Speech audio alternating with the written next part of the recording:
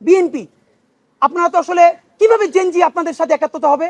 দেখলাম দুদু দুদু, উনি তো ফ্যাসিবাদ বিরোধী আন্দোলনের নেতা, তিনি বললেন বিএনপির যত কর্মী আছে প্রস্রাব কইরা দিলে নাকি সব ভাইসে যাবে এই অন্য অন্য।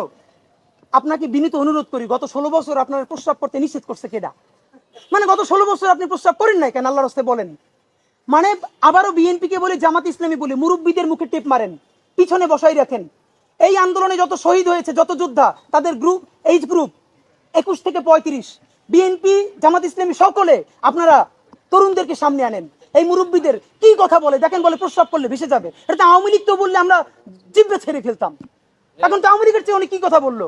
তা আপনার একটা কথা বলি, এত প্রস্রাব যখন পেটে নিয়ে 16 বছর রয়েছেন, 28 অক্টোবর 2023 পল্টনের সামনে যখন সমাবেশ হয়েছে, গ্রেনেড মারতে পারে নাই, তার আগে বুড়া নেতৃবৃন্দ মুহুর্মুহু কইরে পালাইলেন। আমরা বিএনপির কর্মী না, তবু 1 ঘন্টা সেখানে স্টেজের সামনে দাঁড়াইছিলাম, কোন একজন মাঝারি মানের নেতাও আসে কিনা আমরা প্রতিরোধ গড়ে তুলবো। একজনও পারেন নাই। যত লাখ লোক আসছে, প্রস্রাব করলে তো আওয়ামী লীগ ভাইসে যাবে, তখন প্রস্রাব চাইবে কোথায় রাখছেন? মাথায় উঠেই রাখছেন। ফাইজলামি কথাবার্তা বলেন।